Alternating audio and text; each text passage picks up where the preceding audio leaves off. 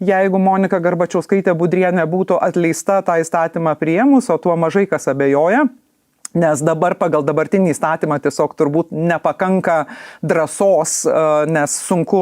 patenkinti įstatymo sąlygas, akivaizdu, kad yra manoma, jog reikės eiti į teismą ir teisme gintis ir to nenorima daryti, tai tuomet kitam vadovui, ir man atrodo, čia yra didesnė problema, nes kartais yra bandoma visą tai suvesti į Moniką Garbačiauskaitę Budrienę ir ten ją kaltinti, kad ji yra ten konservatorių statytinė ir taip toliau ir panašiai, nors paskirta ji buvo berods prie Ramūno Karbauskio valdžios, bet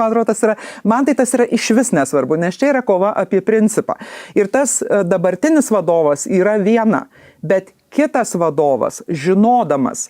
kad buvęs vadovas buvo atleistas štai taip lengvai, kad kai reikėjo net įstatymą galima pakeisti, o ką jau ten tie pagrindai, kurie kol jie nebus konstitucinio teismo įvertinti, jie yra dar labiau išplaukę negu bet koks viešasis interesas, tai akivaizdu, kad tam naujam vadovui tai jau bus labai aiškus signalas, kaip jis turi organizuoti įstaigos darbą, kad neatsidurtų šitoje situacijoje.